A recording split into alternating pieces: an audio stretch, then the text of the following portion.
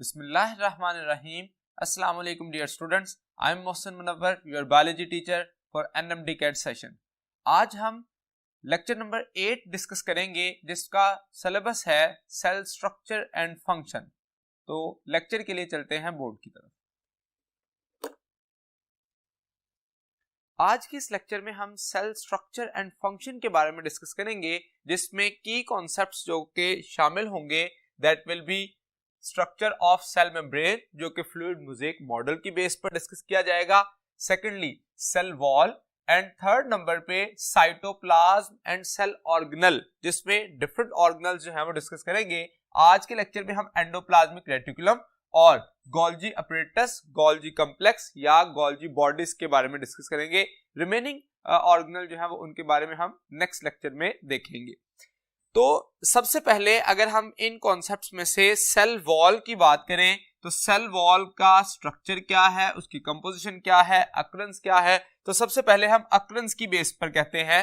तो जो cell wall है ये डिफरेंट सेल्स में होती है, प्लांट सेल में होती है, फंगल सेल में होती है और प्रोकैरियोटिक सेल में होती है, but it is absent in animal cell. Animal cell के आउटर मोस्ट मेम्ब्रेन जो है वो लिविंग मेम्ब्रेन सेल मेम्ब्रेन होती है, जबकि प्लांट सेल के पास सेलुलोज कंटेनिंग सेल वॉल होती है, जबकि फंजाई में फंगल सेल के पास काइटिनस और तीसरे नंबर पर प्रोकैरियोटिक सेल में नॉर्मली मेन कंपोनेंट जो कि सेल वॉल का होता है दैट इज पेप्टाइडोग्लाइकन। तो इस तरह से डिफरेंट कंपोजिशन स्ट्रक्चरल एस्पेक्ट से सेल वॉल डिफरेंट हो सकती है डिफरेंट सेल के केस में। इसकी लोकेशन देखें तो that is outer to plasma membrane. ये क्योंकि नॉन लिविंग होती है तो इसको हम कहते हैं that is boundary of protoplast. तो प्रोटोप्लास्ट की जो बाउंड्री है आउटर नॉन लिविंग होती है उसको हम सेल वॉल का नाम देते हैं। That is secreted by protoplasm. Cell के प्रोटोप्लाज्म से सिक्रीशन होती है। इसके स्ट्रक्चर में तीन बेसिक कंपोनेंट होते हैं। First one is middle Lamela, second primary wall and third one should be secondary wall. तो सबसे पहले जो दो एडजेसेंट सेल जब डिवाइड करते हैं तो उसकी वजह से बनने वाले एडजेसेंट सेल्स में जो पहली वॉल बनती है that actually considered as middle lamella. तो मिडल लमेला को देखें तो that is first layer formed between two adjacent cells after the division. यानी कि एक सेल डिवाइड करेगा तो जब वो डिवाइड करके दो सेल्स बनेंगे, फॉर एग्जांपल ये सेल आप देखिए, ये एक सेल है, अगर ये डिवाइड करता है तो दरमियान में गोल्जी वेसिकल्स की फॉर्मेशन होती है। गोल्जी वेसिकल जो है जब फ्यूज करते हैं तो एक इधर की सेल मेम्ब्रेन बन जाती है, एक इस तरफ सेल मेम्ब्रेन, तो ये दो एडजेसेंट सेल बन जाते हैं। इनके दरमियान में जो फर्स्ट कंपोजिशन होगी वो कहलाएगी मिडल लमेला। तो वो मिडल लमेला जो है उसकी कंपोजिशन क्या है that is sticky gel like होगी, that contain magnesium, calcium salts and pectin. तो ये वो बुनियादी कंपोनेंट हैं जो कि इसमें मौजूद होते हैं। जैसे कि पेक्टिन जो है वो प्राइमरी वॉल का भी हिस्सा है लेकिन मिडल लमेला में भी मौजूद होता है। दैट इज प्रेजेंट, इसकी लोकेशन कहां है, present between primary walls of adjacent sales. तो फर्स्टली फॉर्म्ड लेयर है और इसके बाद प्राइमरी वॉल्स बनेंगी जिनके दरमियान में ये स्ट्रक्चर आएगा। So middle lamella will be the first layer which is formed right after the division of the cell. दो बाकी कंपोनेंट जो है वो प्राइमरी वॉल और सेकेंडरी वॉल, इसको जानने के लिए चलते हैं नेक्स्ट बोर्ड की तरफ। Primary wall and secondary wall में से अगर हम मेन वॉल कंसीडर करें या ट्रू वॉल जो कि तकरीबन तमाम प्लांट सेल्स के पास मौजूद होती है that is called as primary wall. तो इसलिए इसको हम ट्रू वॉल का नाम देते हैं। जबकि सेकेंडरी वॉल जो है वो चंद एक सेल में, खास तौर पर स्क्लेरेनकाइमा सेल्स में या उन सेल्स में जो अपनी ग्रोथ कंप्लीट कर चुके हैं होते हैं और उनमें नॉन लिविंग सेल्स बन जाते हैं जब, तो उनके पास सेकेंडरी वॉल होती है। तो इसका मतलब तमाम सेल्स सेकेंडरी वॉल नहीं रखते। प्राइमरी वॉल जो है that is present inner to middle lamella. तो मिडल लमेला के इनर साइड पे बनती है, but secondary wall is formed between primary wall and cell membrane. तो that is about the location of the primary and secondary wall. दूसरे number पे primary wall जो है वो थिन होती है, अप्रोक्सीमेटली इसका जो डायमीटर है वो 1 to 3 माइक्रोमीटर है, जबकि सेकेंडरी वॉल जो है वो थिक और रिजिड होती है जिसका डायमीटर 5 to 10 माइक्रोमीटर तक कंसिडर किया जाता है। जबकि प्राइमरी वॉल जो है ये फ्लेक्सिबल है और इस फ्लेक्सिबिलिटी की वजह से सेल अपनी शेप को चेंज कर सकता है, सेल अभी ग्रो कर सकता है। जबकि सेकेंडरी वॉल रिजिड होने की वजह से उसकी शेप डेफिनेट हो जाती है सेल की और फर्दर सेल अपने साइज को इंक्रीज नहीं कर सकता। इसी वजह से सेकेंडरी वॉल उन्हीं सेल्स में बनती है जो अपना शेप मैक्सिमम अटेन कर चुके होते हैं।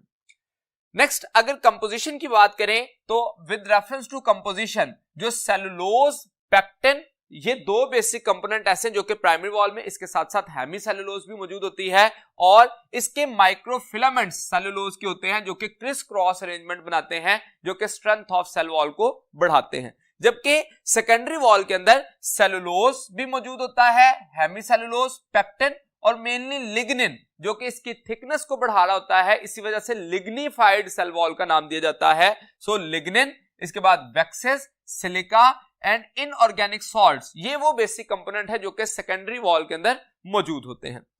अगर हम इसके इस कंपोजिशन की बुनियाद पर देखें तो जो प्राइमरी वॉल है दैट हैज प्लास्टिसिटी, क्योंकि ये साइज ऑफ द सेल इसकी वजह से इंक्रीज हो सकता है, तो सेल वॉल भी उसका स्ट्रक्चर जो है ये साइज उसका बढ़ता है, लेकिन वो प्लास्टिक होती है, यानी कि वो अपनी ओरिजिनल शेप में वापस नहीं आ सकती, तो इसलिए इसको कहते हैं that provide plasticity to the cell. तो ये प्लास्टिसिटी प्रोवाइड करने में हेल्प करेगा। जबकि सेकेंडरी वॉल जो है ये maximum size of the cell attain होने के बाद बनती है, so no further growth of the cell in case of secondary wall. ये लिविंग सेल्स के गिर्द होती है जैसे कि पैरेन्काइमा सेल स्पेशली, और अबाउट सेकेंडरी वॉल बात करें तो वो स्क्लेरेन्काइमा सेल्स के गिर्द मौजूद होती है या नॉन लिविंग सेल्स में होती है।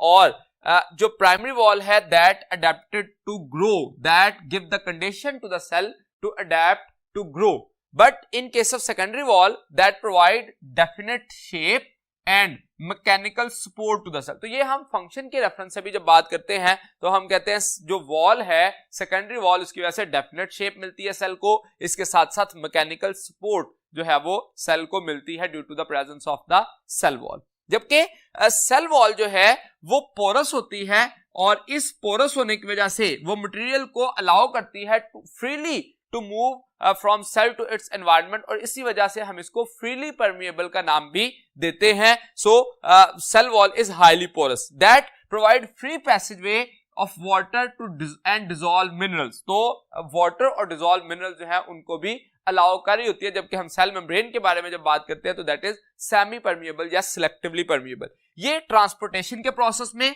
यानी कि जो मटेरियल सेल और इसके एनवायरनमेंट में ट्रांसपोर्ट हो रहा होता है उसमें हेल्प कर रही होती है। इसके अलावा इम्बाइबेशन, जो जाइलम के सेल होते हैं उसकी सेल वॉल जो है वो वाटर को अब्सॉर्ब करती है, लेकिन वो कंपोनेंट डिसॉल्व नहीं होते, इस वजह से इम्बाइब करता है, तो ये सेल वॉल जो है उस प्रोसेस में भी हेल्प कर रही होती है। इसके अलावा जो सेल वॉल है ये खास तौर पर जब हम एपोप्लास्ट पाथवे की बात करते हैं तो transport of material, transportation through apoplast pathway जो है वो उसमें भी सेल वॉल अपना रोल प्ले कर रही होती है। जबकि ये डिफरेंट जो सेल वॉल्स हैं इनकी thickness according to cell vary कर रही होती है और उसके साथ साथ कंपोजिशन भी वेरी कर रही होती है। मिसाल के तौर पर अगर हम बैक्टीरिया की ही सिर्फ बात करें तो हमने कहा मेन कंपोनेंट उसमें पेप्टाइडोग्लाइकेंस होते हैं, लेकिन कुछ ऐसे भी हैं जैसे कि आर्कियोबैक्टीरिया की बात करें तो उनके पास ग्लाइकोप्रोटीन कंटेंट्स मौजूद होते हैं। और अगर हम माइकोप्लाज्मा की बात करें तो that is the bacteria which have no cell wall. तो इसका मतलब different cell to cell nature जो है वो वेरी कर सकती है सेल की सेल वॉल की, और सेल वॉल जो है वो अपना फंक्शन भी डिफर कर सकती है according to the type of the cell and according to the location of the cell in the body of a living organism. तो that was about the cell wall. Second component जो कि हमारे आज के lecture का हिस्सा है that is plasma membrane या सेल मेम्ब्रेन। तो प्लाज्मा मेम्ब्रेन या सेल मेम्ब्रेन को देखने के लिए चलते हैं नेक्स्ट बोर्ड की तरफ। प्लाज्मा मेम्ब्रेन जो कि outer living membrane of the mostly cell होती है उसे हम प्लाज्मा मेम्ब्रेन का नाम देते हैं। तो that is outer to protoplasm in animal cell but inner to cell wall in plant, fungal and bacterial cell. तो इसका मतलब बैक्टीरियल जिन जिन सेल्स के अंदर सेल वॉल मौजूद होती है उनमें ये इनर साइड पे होगी, जबकि बाकियों में ये आउटर साइड पर मौजूद होती है एज के in case of animal cell, या हम ऐसा कह सकते हैं कि ऐसा बैक्टीरियल सेल जिसके अंदर आउटर मोस्ट मेम्ब्रेन जो है वो प्लाज्मा मेम्ब्रेन है, तो that is mycoplasma because that have no cell wall. तो इसका मतलब डिफरेंट सेल्स के अंदर ये आउटर या इनर हो सकती है। प्लाज्मा मेम्ब्रेन एक जनरल टर्म इस्तेमाल की जाती है डिफरेंट सेल्स के लिए। ये वर्ड जो है वो according to specialised kind of cells हम ये वर्ड चेंज करते हैं। फॉर एग्जांपल हम मसल सेल की बात करें तो उसमें प्लाज्मा मेम्ब्रेन को सार्कोलेमा का नाम दिया जाता है। इसी तरह से न्यूरॉन के केस में न्यूरोलेमा का नाम दिया जाता है, या कॉमनली प्लाज्मा मेम्ब्रेन को प्लाज्मा लेमा भी कहा जाता है। तो इसका मतलब ये डिफरेंट नेम्स यूज किए जा सकते हैं। अगर हम प्लाज्मा मेम्ब्रेन की कंपोजिशन की बात करें तो according to the components plasma membrane में प्रोटीन्स मौजूद होती हैं, जिसमें इंट्रिंसिक प्रोटीन हो सकती हैं, एक्सट्रिंसिक प्रोटीन्स हो सकती हैं, जो कि आगे हम डिस्कस करेंगे। That are most abundant type of molecule present in the plasma membrane, that is 60 to 80% of the total composition of the plasma membrane। जबकि लिपिड जो है वो 20 to 40% होते हैं, जिसमें खास तौर पर सबसे ज्यादा मिकदार में जो लिपिड्स है these are the phospholipids। इसके अलावा कोलेस्ट्रोल्स भी मौजूद हो सकते हैं एंड अदर्स। और कार्बोहाइड्रेट्स जो है these are also associated to form conjugated molecule, like carbohydrate can attach with the protein to form glycoprotein, or can carbohydrate attach with the surface of the lipid to form glycolipids। तो इसका मतलब carbohydrate की small concentration होती है but they play a very important role, जो कि हम इसके फंक्शन में देखेंगे। जो मेन पॉइंट हमारे सिलेबस में है that is structure of plasma membrane. तो वो प्लाज्मा मेम्ब्रेन का स्ट्रक्चर को अगर एक्सप्लेन किया जाए तो ये दो बुनियादी मॉडल जो हम एक्सप्लेन किए जाते हैं, एक यूनिट मेम्ब्रेन मॉडल और दूसरा fluid mosaic model. Unit membrane model के अकॉर्डिंग कहा जाता है कि lipid bilayer is sandwiched between two protein layers, जो कि बाद में रिजेक्ट कर दिया गया डिफरेंट लिमिटेशंस की वजह से, और मोर एक्सेप्टेबल मॉडल जो कि बाद में पेश किया गया अप्रोक्सीमेटली इन 1972, तो that model was fluid mosaic model. इस फ्लूइड मोज़ेक मॉडल को जिन साइंटिस्ट ने एक्सप्लेन किया that was Jonathan Singer and Garth Nicolson. 1972 में फ्लूइड मोज़ेक मॉडल को एक्सप्लेन कर रहे थे।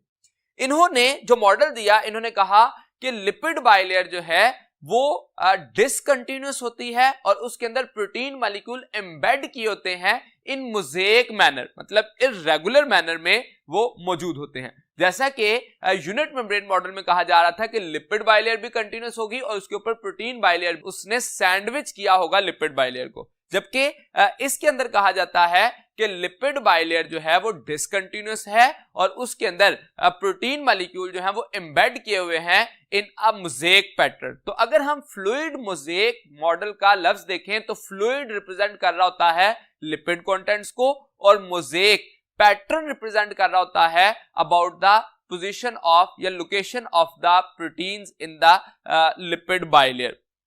तो इसका मतलब इस के अंदर जो प्रोटीन्स मौजूद होती हैं वो कौन सी प्रोटीन्स हैं? These are maybe extrinsic proteins और इंट्रिंसिक। एक्सट्रिंसिक आउटर सरफेस पे, या इसको सरफेस प्रोटीन कहते हैं, जो कि खास तौर पर रिसेप्टर के तौर पर बिहेव करती है, और इंट्रिंसिक प्रोटीन जो है वो एम्बेडेड प्रोटीन होती है, जो कि चैनल प्रोटीन या कैरियर प्रोटीन के तौर पर एक्ट कर रही होती है। जब हम एक स्ट्रक्चर देखते हैं प्लाज्मा मेम्ब्रेन का, तो अकॉर्डिंग टू स्ट्रक्चर हम कहते हैं plasma membrane is asymmetrical. Why? Because plasma membrane has different contents at their outer region as compared to inner part. तो अगर हम एक प्लाज्मा मेम्ब्रेन का स्ट्रक्चर देखें और ये इसका साइटोप्लाज्मिक एरिया है और आउटर साइड जो है वो एक्स्ट्रासेलुलर मैट्रिक्स है, तो दोनों के नेचर में डिफरेंस है। मिसाल के तौर पर glycolipid and glycoproteins these are present at outer surface, but cytoplasmic या cytoskeletal filaments are present at inner side.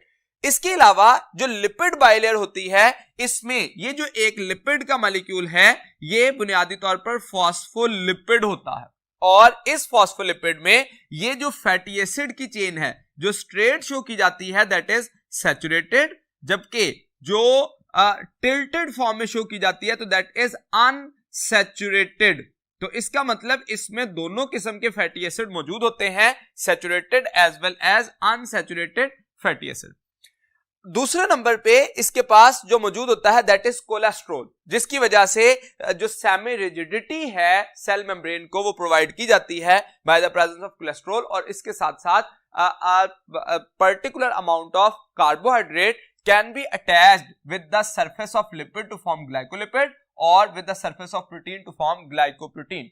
जब हम एक स्ट्रक्चर की बात करते हैं फॉस्फोलिपिड की, तो इस फॉस्फोलिपिड में ये जो हेड का रीजन है ये हमेशा आउटर सरफेस पे एक्स्ट्रासेल्युलर मैट्रिक्स के साथ और इनर सरफेस पे साइटोप्लाज्मिक फ्लूइड के साथ डायरेक्ट कांटेक्ट में होता है, जिस वजह से इसको नाम दिया जाता है हाइड्रोफिलिक वाटर अट्रैक्टेंट कहा जाएगा। जबकि जो थ्रेड लाइक स्ट्रक्चर्स हैं जो कि सैचुरेटेड या अनसैचुरेटेड फैटी एसिड्स हैं, these are actually responsible to show the hydrophobic part because they have no direct contact with the surface of the cytoplasm or with the extracellular matrix। तो outer side पे fibres of extracellular matrix होते हैं और inner side पर cytoskeletal filaments होते हैं। तो इस डायग्राम की बेस पे डिफरेंट पॉइंट से एमसीक्यू पूछा जा सकता है कि इंट्रिंसिक और एक्सट्रिंसिक प्रोटीन्स किस किस्म की हैं, इसके साथ साथ आउटर सरफेस से इनर सरफेस किस तरह से डिफरेंट है, कोलेस्ट्रॉल की पोजीशन क्या है, और इसके साथ साथ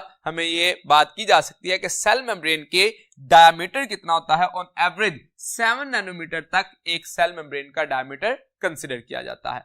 अब ये सेल मेम्ब्रेन जो है, जैसा कि हमने सेल वॉल के बारे में कहा कि वो प्लांट सेल, एनिमल सेल और बाकी सेल्स में डिफरेंट होती है या नहीं होती, इसी तरह से सेल मेम्ब्रेन प्रोकैरियोटिक और यूकैरियोटिक सेल में डिफर करती है on the basis of presence of sterol in case of eukaryotic cell but absence of sterol और cholesterol in case of particularly in the prokaryotic cells। तो ये एक difference है। इसके अलावा भी डिफरेंट जो पॉइंट्स हैं वो डिस्कस किए जा सकते हैं इन case of prokaryotic and eukaryotic, जो कि हम अगले लेक्चर में देखेंगे।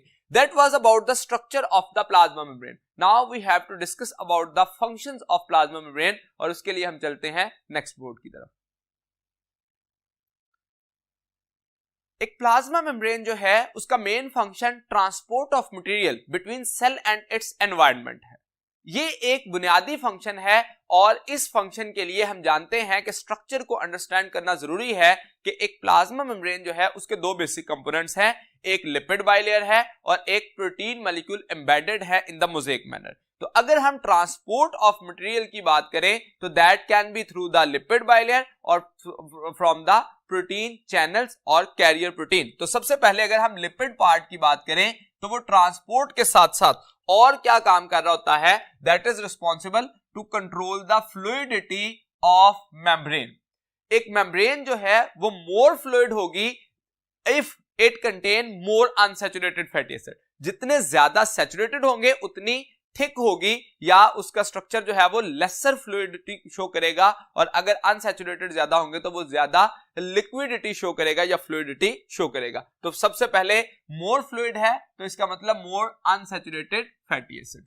इसके अलावा कोलेस्ट्रॉल जो है ये भी रिस्पॉन्सिबल होता है to stabilize the lipid bilayer. इसके साथ साथ ये स्ट्रक्चर जो है वो रिस्ट्रिक्ट करता है entry and exit of polar molecules and ions. जैसा कि हम जानते हैं कि जो स्मॉल मॉलिक्यूल हैं या जो अनचार्ज्ड मॉलिक्यूल्स हैं, they have capacity to cross the cell membrane freely, but ions have some difficulty to cross.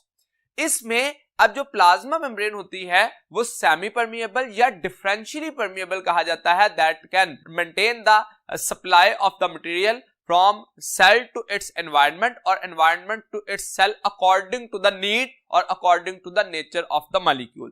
तो यहां पे हम लिपिड की बात जो कर रहे हैं, इसके बाद दूसरा जो बेसिक कंपोनेंट होता है that is protein part. Protein part जो है according to the type of the protein ये डिफरेंट स्ट्रक्चर्स और अपना फंक्शन परफॉर्म कर रहे होते हैं, जैसे चैनल प्रोटीन्स और कैरियर प्रोटीन्स। ये बुनियादी तौर पर एम्बेडेड, पार्शली एम्बेडेड हो सकती है या फुली एम्बेडेड हो सकती हैं, और इनका काम जो मटेरियल को अक्रॉस द सेल मेम्ब्रेन लेके जाना या ट्रांसपोर्टर के तौर पर किसी भी मॉलिक्यूल के साथ अटैच होकर उसको दूसरी साइड पर जो है वो कैरियर के तौर पर मूव कराना। जो चैनल प्रोटीन है उसमें सोडियम पोटेशियम एटीपीएस पंप जो एक खास तौर पर प्रोटीन कंसिडर की जाती है, जो कि चैनल प्रोटीन के तौर पर समझी जाती है। इसी तरह से सोडियम पोटेशियम पंप जो है वो काम कर रहे होते हैं। कुछ प्रोटीन जो है वो एंजाइम के तौर पर काम कर रही होती हैं, जैसा कि एडिनाइलेट साइक्लेज, ये एटीपी को साइक्लिक एएमपी में, जो कि सेकंड मैसेंजर के तौर पर काम कर रही होती है, इसके तौर पर ये एंजाइम काम कर रहा होता है। इसके अलावा सम जो एक्सट्रिंसिक प्रोटीन्स होती हैं वो रिसेप्टर मॉलिक्यूल के तौर पर सरफेस ऑफ द मेम्ब्रेन पर होती हैं, जो कि particular shape to each receptor देती हैं, और उसके साथ साथ जो मॉलिक्यूल, खास तौर पर हम देखें हार्मोन्स, जैसा कि पूरे ब्लड के अंदर जो है वो सर्कुलेट कर रहे होते हैं और वो उन्हीं सेल्स के सरफेस के साथ बाइंड करते हैं विच कंटेन रिसेप्टर। तो वो रिसेप्टर एक्चुअली प्रोटीन्स होते हैं, जिसकी वजह से वो टारगेट साइट को ट्रिगर कर सकते हैं। तो इंट्रासेलुलर रिस्पॉन्स क्रिएट करने के लिए ये रिसेप्टर अपना मेन रोल प्ले करते हैं। इसके अलावा कुछ प्रोटीन्स जो हैं वो एंटीजन के तौर पर बिहेव करती हैं, जो कि रिकग्निशन ऑफ द सेल के लिए एक मेन रोल प्ले कर रही होती हैं, सो रिकग्नाइज द अदर सेल। इसके अलावा अब प्रोटीन और लिपिड का मेन तो ये फंक्शन है, लेकिन जब कॉन्जुगेटेड फॉर्म में कार्बोहाइड्रेट उनके साथ बाइंड करता है तो ग्लाइकोप्रोटीन और ग्लाइकोलिपिड की फॉर्मेशन होती है, और वो एज अ सरफेस मार्कर काम कर रहे होते हैं, जैसा कि cell to cell recognition and striking the correct cell together in a particular tissue। तो जो सेल को स्टिक कर रही होती हैं, sticking the correct cell together in the tissue, that will responsibility of glycoprotein and glycolipid। इसके अलावा ये सेलुलर मार्कर जो कि सेल को रिकॉग्नाइज करने के लिए, फॉर एग्जांपल जब रेड ब्लड सेल्स को पर्टिकुलर डिटरमिन किया जाता है तो उनके ऊपर जो एंटीजेंस की फॉर्मेशन होती है, दीज आर एक्चुअली ग्लाइकोप्रोटीन, और उस वजह से वो टाइप ए, टाइप बी या ए बी ब्लड ग्रुप जो है उसके तौर पर रिकॉग्नाइज किए जाते हैं। इसके अलावा ट्रांसपोर्ट अक्रॉस द सेल जो कि मेन फंक्शन है, और मटेरियल जो कि वेस्ट सब्सटेंस होगा वो सेल से बाहर भेजा जाए, जो बेनिफिशियल सब्सटेंस हैं वो सेल की तरफ ले जाया जाए, और इसके साथ साथ पीएच ऑफ द सेल को भी मेंटेन करने के लिए ये अपना रोल प्ले कर रहे होंगे। तो इसका मतलब ये different functions according to the type of the cell ये सेल मेम्ब्रेन परफॉर्म कर रही होती है, और नेचर ऑफ द प्रोटीन्स जो कि वेरिएबल कंसंट्रेशन और वेरिएबल लोकेशन पर सेल टू सेल वेरी कर रहे होते हैं। मिसाल के तौर पर कुछ सेल्स में प्रोटीन की जो लोकेशन है वो डिफरेंट होती है और उस बेस पे अपना डिफरेंट फंक्शन परफॉर्म कर रहे होते हैं। That was about the cell membrane. Next जो साइटोप्लाज्म और इसके ऑर्गेनल्स हैं उनको डिस्कस करने के लिए चलते हैं नेक्स्ट बोर्ड की तरफ। नेक्स्ट पार्ट जो कि हम डिस्कस करेंगे that is about cytoplasm and cell organelles. तो अगर हम सबसे पहले साइटोप्लाज्म के बारे में जाने तो एक साइटोप्लाज्म जो है वो region between nuclear membrane and plasma membrane है। अगर हम इस पॉइंट को समझना चाहें तो हम एक सेल का स्ट्रक्चर जो है वो देखकर इस बात को अंडरस्टैंड कर सकते हैं। फॉर एग्जांपल ये एक सेल की मेम्ब्रेन है, तो that is about cell membrane. अब अगर ये एक सेल मेम्ब्रेन का स्ट्रक्चर है तो सेल मेम्ब्रेन के इंटरनल जितना भी फ्लूइड मौजूद होता है उसको नाम क्या दिया जाता है, that is called as protoplasm. और इस सेल मेम्ब्रेन और न्यूक्लियर मेम्ब्रेन के दरमियान जो फ्लूइड होगा इस रीजन में उसको नाम क्या दिया जाएगा, that will be called as cytoplasm. जबकि जब हम बात करेंगे कंप्लीट रीजन की, इस सेल मेम्ब्रेन के इंटरनल वो सारा कंपोनेंट जो कि इसमें मौजूद होता है उसको अगर कंसीडर करें तो ये कंसीडर क्या किया जाता है, that is called as protoplasm. Protoplasm. अब प्रोटोप्लाज्म जो है वो बेसिकली दो कंपोनेंट्स पर मुश्तमिल होता है, साइटोप्लाज्म प्लस न्यूक्लियोप्लाज्म। तो दोनों को यानी कि न्यूक्लियस और साइटोप्लाज्म कलेक्टिवली कहलाएगा प्रोटोप्लाज्म। और यानी कि हम इस डेफिनेशन में बुनियादी तौर पर क्या कह रहे हैं, वो तमाम स्ट्रक्चर, वो तमाम लिक्विड व या वो रीजन का जिसमें न्यूक्लियर मेम्ब्रेन और प्लाज्मा, न्यूक्लियर मेम्ब्रेन के आउटर साइड पे और प्लाज्मा मेम्ब्रेन के इनर साइड पे जितना भी स्ट्रक्चर लिक्विड की सूरत में, सॉलिड सब्सटेंस की सूरत में आएगा उसको नाम क्या दिया जाएगा, साइटोप्लाज्म। अब एक साइटोप्लाज्म का जो कंपोनेंट है उसमें अगर फिजियोकेमिकल नेचर देखें तो बुनियादी तौर पर दो हिस्से होते हैं। First one is the cytosol and second is inclusions. जो साइटोसोल है that is soluble part of the cytoplasm, यानी कि वो हिस्सा जो कि ग्राउंड सब्सटेंस बना रहा होता है, और ये maximum part of the cytoplasm होता है जिसमें 90% तक वाटर कंटेंट्स मौजूद होते हैं। जबकि इंक्लूजन्स जो हैं वो इनसॉल्युबल वेस्ट या स्टोरेज प्रोडक्ट्स हो सकते हैं, ये दोनों जो कि सेल में टेम्परेरी स्टोर होंगे।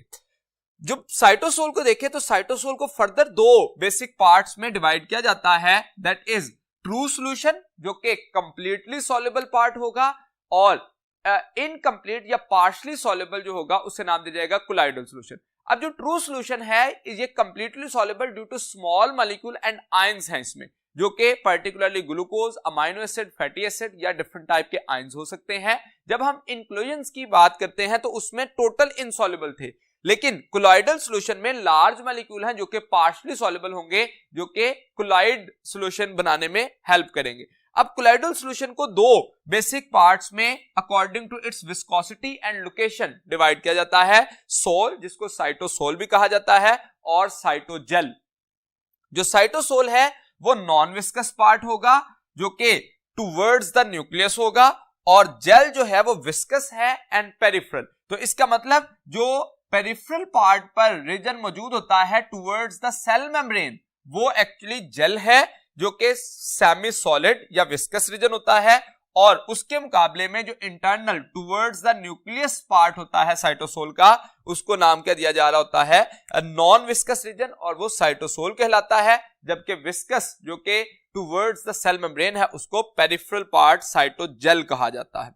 Now after the physiochemical nature we have to discuss about the metabolic and storage role of cytoplasm, यानी कि functions of cytoplasm। तो साइटोप्लाज्म जो है बुनियादी तौर पर दो ही काम कर रहा होता है, एक तो साइट फॉर मेटाबॉलिक एक्टिविटी है और दूसरे नंबर पर स्टोरेज रोल के तौर पर काम कर रहा होता है, जिसमें site for metabolic activity cytosol होती है, क्योंकि इसमें वो एंजाइम्स मौजूद होते हैं जो कि मेटाबॉलिक एक्टिविटी के लिए चाहिए। फॉर एग्जांपल ग्लाइकोलाइसिस के लिए जो एंजाइम्स रिक्वायर्ड हैं these are present in the cytosol, जबकि मेटाबॉलिक एक्टिविटी के लिए ये प्रोसेस साइटोसोल का रीजन होगा, और जो स्टोरेज के तौर पर रोल प्ले कर रहा होगा दैट विल बी साइटोजेल, जहां पे खास तौर पर वो स्टोर हाउस के तौर पर काम कर रहा होगा, उसमें डिफरेंट सब्सटेंस को जो स्टोरेज प्रोडक्ट्स हैं उनको भी रखा जाएगा।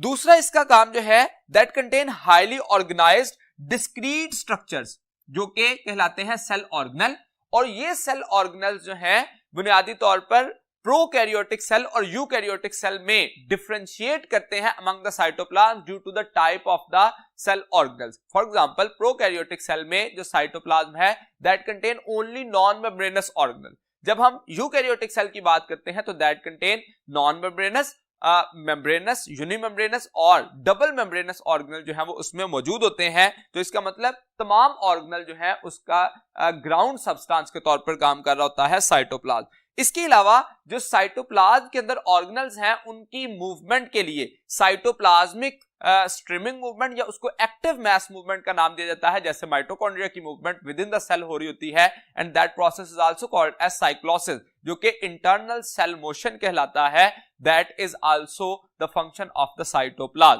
तो that was a brief description about cytoplasm। जो दूसरा इसमें ऑर्गेनल मौजूद है साइटोप्लाज्म के अंदर, उसमें जैसा मैंने कहा कि प्रोकैरियोटिक या यूकैरियोटिक सेल की बात करें तो उसमें non membranous only in prokaryotic cell, जबकि non membranous, unimembranous and double membranous organelle in case of eukaryotic cell मौजूद होते हैं। तो हम डिफरेंट जो ऑर्गेनल है उसमें सबसे पहले एंडोप्लाज्मिक रेटिकुलम की बात करेंगे कि वो उसका स्ट्रक्चर क्या है और वो फंक्शन क्या परफॉर्म करता है। तो एंडोप्लाज्मिक रेटिकुलम के बारे में जानने के लिए चलते हैं नेक्स्ट बोर्ड की तरफ।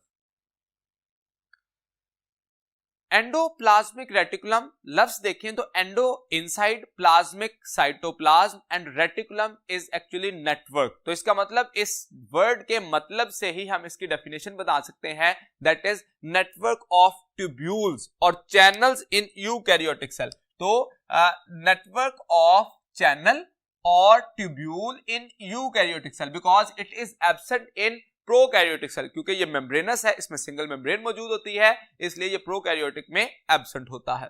ये इसकी लोकेशन देखें तो that is extended between nuclear membrane and cell membrane, यानी कि पूरे न्यूक्लियर मेम्ब्रेन की आउटर मेम्ब्रेन के साथ अटैच होता है और सेल मेम्ब्रेन की इनर सरफेस के साथ ये अटैच होते हैं, जो कि पूरा चैनल्स का नेटवर्क पूरे साइटोप्लाज्म के अंदर फैला हुआ होता है।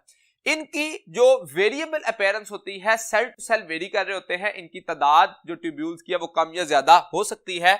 अगर इसके स्ट्रक्चर की बात करें तो तीन बेसिक टर्म्स हमें समझना होती हैं। First one is cisternae. Cisternae long flattened unbranched unit in stack जब होंगे तो उसको नाम दिया जाएगा सिस्टर्नी। जबकि वेसिकल जो है वो ओवल मेम्ब्रेन बाउंडेड स्ट्रक्चर होंगे, फॉर एग्जांपल इस तरह से, और जो ट्यूब्यूल्स है इरेगुलर होंगी एंड ऑफन ब्रांच्ड। तो दोनों में सिस्टर्नी में और ट्यूब्यूल में डिफरेंस क्या होगा? ट्यूब्यूल जो है वो ब्रांच होना शुरू हो जाएंगी और सिस्टर्नी ब्रांच नहीं होंगी और स्टैक की सूरत में एग्जिस्ट करेंगी, बाउंडेड बाय मेम्ब्रेन्स। ये जो ट्यूब्यूल्स हैं ये फ्री हो सकती हैं और कनेक्टेड हो सकती हैं with the cisternae. According to the presence or absence of ribosome at the surface of the cisternae, these tubules are considered as rough endoplasmic reticulum और smooth endoplasmic reticulum। जब रफ का लफ्ज इस्तेमाल किया जा रहा होता है तो इनकी जो सरफेस है वो रफ हो जाती है due to attachment of ribosome, so it is called as rough endoplasmic reticulum. अब जो अगर हम एक सिस्टर्नी की बात करें तो इसमें फॉर एग्जांपल ये इस तरह से एक सिस्टर्नी का पार्ट है, तो इसमें जो इंटरनल पार्ट होता है वो सिस्टर्नल फ्लूइड है और इसके आउटर साइड पर साइटोप्लाज्मिक फ्लूइड। तो हमेशा जो राइबोसोम अटैच होते हैं that is at the outer surface of the cisternae, वो इंटरनल सरफेस पर मौजूद नहीं होते। तो पहले तो रफ एंडोप्लाज्मिक रेटिकुलम में हम कहते हैं राइबोसोम्स अटैच्ड हैं, जबकि स्मूथ एंडोप्लाज्मिक के सरफेस स्मूथ होने की वजह से नो राइबोसोम, जब राइबोसोम नहीं होंगे, एब्सेंस ऑफ राइबोसोम होंगे, तो उसको नाम दिया जाएगा स्मूथ एंडोप्लाज्मिक रेटिकुलम। जो रफ एंडोप्लाज्मिक रेटिकुलम है वो मोर स्टेबल स्ट्रक्चर कंसीडर किया जाता है, जबकि स्मूथ को लेस स्टेबल कंसीडर किया जाता है। रफ एंडोप्लाज्मिक रेटिकुलम में सिस्टर्नी एंड वेसिकल बनते हैं, जबकि that smooth endoplasmic reticulum is only composed of tubules. Functions देखें तो जो रफ एंडोप्लाज्मिक रेटिकुलम है due to the presence of ribosome is responsible for protein synthesis and cell secretions, जबकि smooth endoplasmic reticulum जो है वो glycogen and lipid metabolism, drug detoxification के लिए खास तौर पर रिस्पॉन्सिबल होता है। और इसके जो अपीयरेंस है अकॉर्डिंग टू द फंक्शन किन सेल्स में ये ज्यादा होते हैं, तो rough endoplasmic reticulums are abundance present in abundance in pancreas, liver, goblet cells, जबकि स्मूथ एंडोप्लाज्मिक रेटिकुलम जो है वो एडिपोज टिश्यू में सबसे ज्यादा होंगे, मसल्स में और लिवर सेल्स में। जैसे हमने कहा लिपिड मेटाबॉलिज्म के लिए तो लिवर सेल में लिपिड मेटाबॉलिज्म का प्रोसेस हो रहा होता है, इसी तरह से जो ड्रग डिटॉक्सिफिकेशन है वो भी बुनियादी तौर पर लिवर सेल्स में ही हो रही होती है, तो इसका मतलब लिवर सेल्स के अंदर उनकी तादाद ज्यादा होगी। इसी तरह से ग्लाइकोजन मेटाबॉलिज्म की बात करेंगे तो मसल सेल के अंदर वो तादाद में ज्यादा होंगे। और जब हम प्रोटीन प्रोडक्शन की बात करते हैं सिक्रीशन की, तो पैंक्रियाटिक सेल्स जो है वो पैंक्रियाटिक सिक्रीशंस कर रहे होते हैं, उसमें प्रोटीन कंटेंट एंजाइमेटिक एक्टिविटी की वजह से एंजाइम ज्यादा होने की वजह से वो पैंक्रियाज में, तो इसका मतलब ये डिफरेंट टाइप के सेल्स जो है, जैसे म्यूकस, जो गॉबलेट सेल्स हैं वो म्यूकस प्रोड्यूस कर रहे होते हैं, वो भी खास तौर पर रफ एंडोप्लाज्मिक रेटिकुलम को ज्यादा जो है वो उसमें मौजूद होता है। अच्छा, एक और फंक्शन जो कि एंडोप्लाज्मिक रेटिकुलम का कॉमनली कंसिडर किया जाता है that is transport of material within the cell. जब सेल मेम्ब्रेन और इसके फंक्शन को हम कंपेयर करते हैं तो सेल मेम्ब्रेन का काम है transport of material between cell and its environment, जबकि एंडोप्लाज्मिक रेटिकुलम जो है वो transport of material between different parts of the cell, यानी कि within the cell transport जब कर रहा होगा तो वो एंडोप्लाज्मिक रेटिकुलम होगा। Endoplasmic reticulum according to the nature of the cell modify भी होता है, जैसा कि हम जब न्यूरॉन के अंदर निजल्स ग्रेन्यूल में देखते हैं तो rough endoplasmic reticulum associated with जब राइबोसोम देखते हैं तो उसको नाम देता है अर्गेस्ट्रोप्लाज्म, जबकि स्मूथ एंडोप्लाज्मिक रेटिकुलम में मसल सेल के अंदर जो modified form of endoplasmic reticulum होती है उसको नाम दिया जाता है sarcoplasmic reticulum, that is the site for storage of calcium ion. तो इसका मतलब endoplasmic reticulum type of cell की बेस पर मॉडिफाई या उसका नाम को चेंज किया जा सकता है। तो that was about the endoplasmic reticulum. Next organelle Golgi apparatus के बारे में जानने के लिए चलते हैं नेक्स्ट बोर्ड की तरफ। गोल्जी अपरेटस, जिसको गोल्जी कॉम्प्लेक्स का नाम भी दिया जाता है, गोल्जी कॉम्प्लेक्स के बारे में अगर हम अकरेंस कहें तो that is present in all eukaryotic cell. All eukaryotic cell किस लिए कह रहे हैं? प्रोकैरियोटिक में एब्सेंट होता है because it is membrane bounded organelle. और उसके साथ साथ इसकी डिस्कवरी देखें तो that was discovered by Camillo Golgi in 1898।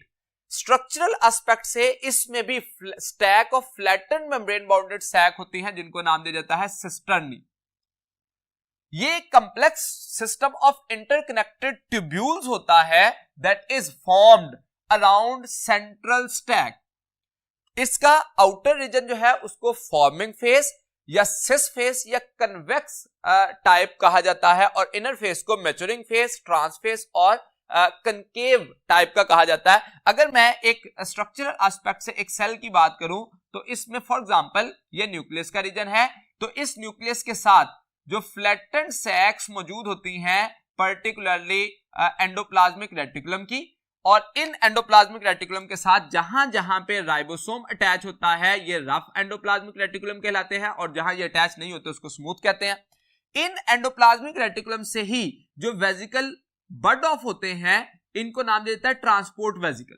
इनके अंदर वो प्रोटीन जो कि रफ एंडोप्लाज्मिक रेटिकुलम पे बनी थी वो इसके अंदर आ जाती हैं, इन्हीं को हम ट्रांसपोर्ट वेजिकल का नाम देते हैं। Now these transport vesicle will fuse with each other to form a particular tubule जो कि स्टैक की सूरत में flattened stack of flattened membrane बन जाएंगे, उनको सिस्टर्नी का नाम दिया जाता है। Now that stack will continue to increase in size और इसका स्ट्रक्चर जो है वो एनलार्ज होता जाता है। तो इसका मतलब जो इसका टूवर्ड्स द न्यूक्लियस फेज है वो एक्चुअली फॉर्मिंग फेज है, यहां पे ये ऐड हो रहे होंगे यहां से जो स्मूथ एंडोप्लाज्मिक रेटिकुलम से आ रहे हैं। तो इसका मतलब हम गोल्जी apparatus का जो ओरिजिन है वो समझ सकते हैं that is budded of vesicles from the smooth endoplasmic reticulum.